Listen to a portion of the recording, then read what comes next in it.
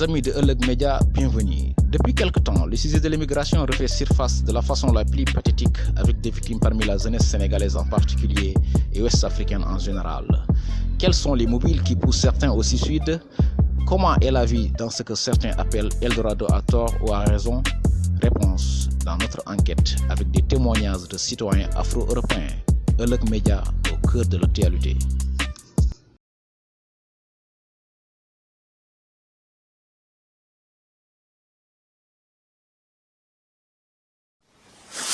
Merci beaucoup. Merci Euleg Media TV de me donner l'opportunité de m'exprimer sur ce sujet. On sait tous que c'est pas facile. C'est vrai que nous déplorons les pertes humaines. 500 personnes sont décédées à cause de l'immigration clandestine entre le mois d'octobre et le mois de novembre. C'est triste pour le Sénégal, la Mauritanie, c'est triste pour l'Afrique. Ces jeunes qui avaient beaucoup d'avenir étaient à la recherche de la sécurité. Vous savez tous que nous aimons l'Afrique, nous aimons nos pays, mais on a le sentiment que nous ne sommes pas en sécurité quand nous vivons en Afrique.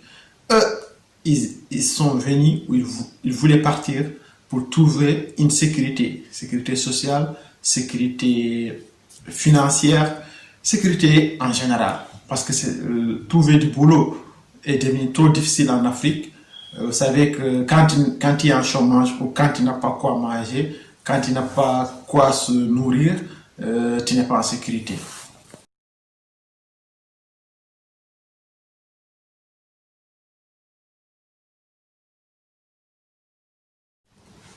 Oui, parce que ces jeunes, comme vous l'avez dit, ils prennent des pirogues parce que trouver un visa actuellement, ou bien venir régulièrement en Europe est devenu un vrai parcours du combattant.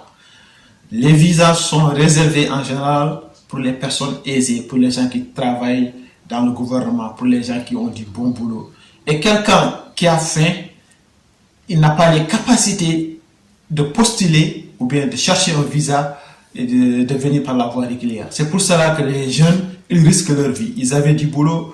Pour certains au Sénégal, ils travaillaient à la mer, si c'était des pêcheurs, ils ont perdu leur boulot. Quelqu'un qui gagne 20 000 francs ou 30 000 francs, ou bien 30 000 ouguiya ou 50 000 ouguiya par mois, c'est pas suffisant pour se nourrir, c'est pas suffisant pour payer son loyer. Donc pour lui, il ne peut pas aller demander un visa. Si tu pars demander un visa, on va demander un compte bancaire, minimum 3 millions ouguiya, ou bien minimum 6 millions francs CFA.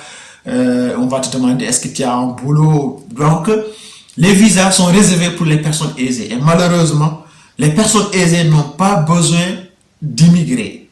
Exceptionnellement, on voit que des gens qui abandonnent leur boulot pour aller chercher le meilleur qui viennent en Europe. Mais c'est rare qu'une personne qui réussit et cherche à postuler pour aller en Europe. C'est pour cela que les jeunes, ils prennent la pirogue. Nous condamnons.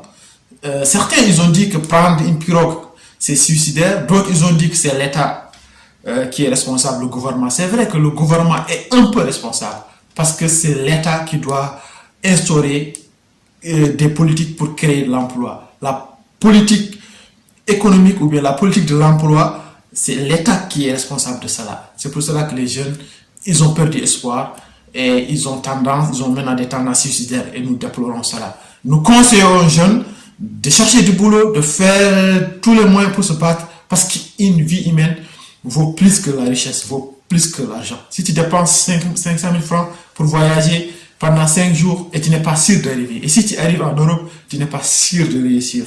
Bien vrai que nous souhaitons tout le monde la réussite, mais voilà. Merci.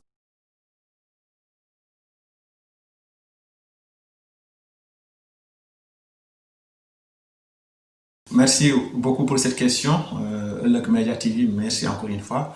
Oui, c'est vrai que les gens qui viennent en Europe, les Africains en général, ne s'en sortent pas tous. Il y a des gens qui arrivent à réussir petit à petit. Vous savez, quand tu arrives en Europe, c'est encore un autre parcours. Tu reviens à zéro.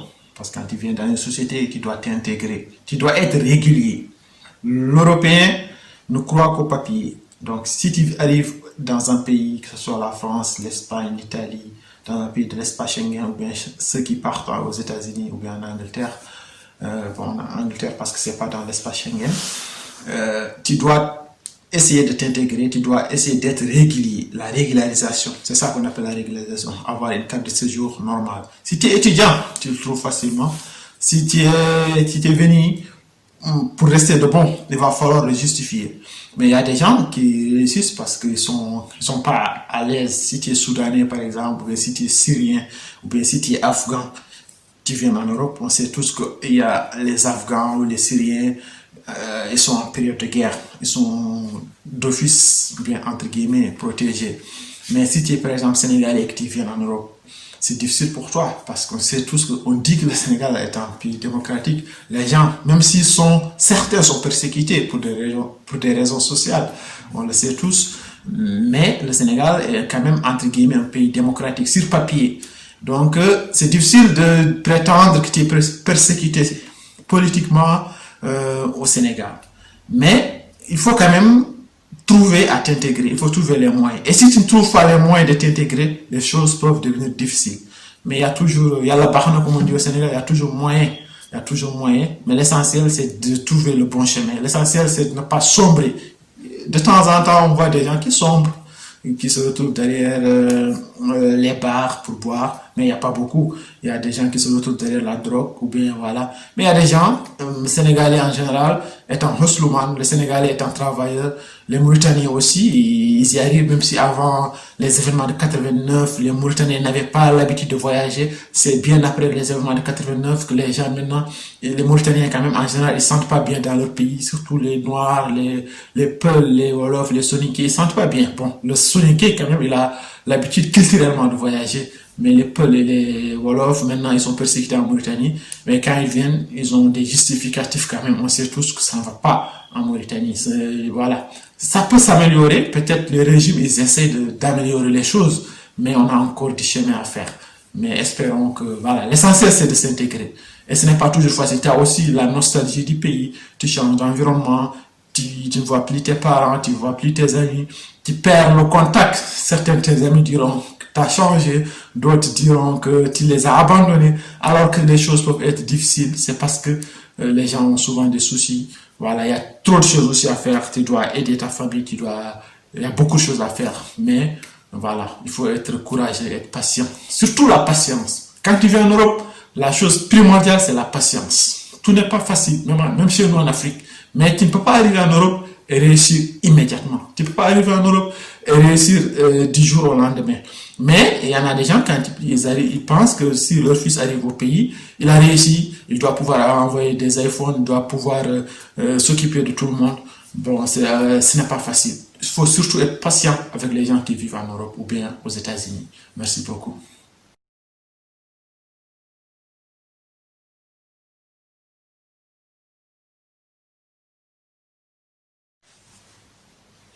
Encore merci, Elègue Média, pour cette dernière question. Oui, pour empêcher les jeunes de partir, pour lutter contre l'immigration, il faut beaucoup de choses. D'abord, il faut des politiques, comme j'ai dit tantôt, des politiques pour dissuader les gens de partir. Les jeunes aussi doivent être solidaires, doivent s'aider. Ils doivent aussi être patients là-bas aussi. Même si tu ne réussis pas, c'est pas parce que tu as 25 ans ou tu as 30 ans que tu veux avoir une maison, que tu dois faire tout pour partir. Donc, il faut être patient. Et ceux qui vivent, les expatriés, les associations aussi, les ONG doivent aider les gens à s'insérer. Si vous voyez un jeune qui est motivé, qui a un métier, qui veut ouvrir une boutique, il faut l'aider. Il faut l'aider. Si vous voyez un jeune qui est en détresse, peut-être aider un jeune, c'est sauver une vie, c'est sauver une famille. On sait tous que l'Afrique maintenant est difficile. Et les gens, ils préfèrent quand même vivre chez eux. Chez toi, tu peux être quelqu'un. Tu peux être maire, tu peux être député, parce que c'est chez toi. Tu peux être un grand monsieur. Même si tu pars en Europe ou bien aux États-Unis, tu peux être aussi un grand monsieur. Mais même si on dit que ni les prophètes chez soi, on est quand même mieux chez soi. Quand tu restes chez toi, tu peux avoir beaucoup de choses. Tu es à l'aise. Tu n'as pas peur qu'on te demande, on te pose une question d'où tu viens. Ici, si tu viens en Europe, même si tu restes 10 ans, même si tu as leur nationalité, ils te diront toujours tu viens d'où. Donc les gens qui sont là, aussi les immigrés, ils doivent aider en sensibilisant, en disant la vérité aux gens. Nous ne sommes pas obligés de raconter tout. On ne peut pas tout dire, tu ne peux pas tout expliquer, mais tu peux quand même sensibiliser. On va essayer d'arrêter un peu de fumer, entre guillemets, de dire que tout se passe bien. À ton propre frère, à ton cousin, en privé, tu peux toujours expliquer comment ça se passe en Europe. Qu'est-ce que tu vis? Peut-être tu vas le dissuader de prendre une pirogue. Donc, merci beaucoup. Et voilà. Big up. Merci encore, Eulook Media, pour cette dernière question. Pour lutter contre l'immigration en général, l'immigration clandestine en particulier, vous savez que c'est pas facile ici, il fait froid, on essaye, on se bat, avec toutes les conditions, la fraîcheur, voilà, vous avez vu. Mais pour lutter contre l'immigration clandestine en général, il faut d'abord trouver de l'emploi pour les jeunes. Il faut aussi que les gens qui vivent en Europe puissent dire à leurs compatriotes, aux jeunes, la vérité. Mesdames et messieurs, Eulook Media vous remercie d'avoir suivi cette enquête inédite sur l'immigration avec des avis divergents. C'est à vous d'en tirer une conclusion responsable et efficiente. Jangin Dieuf, on diarama. Thank you very much. À la prochaine fois, Inch'Allah, pour une nouvelle enquête. Eulook Media au cœur de l'actualité.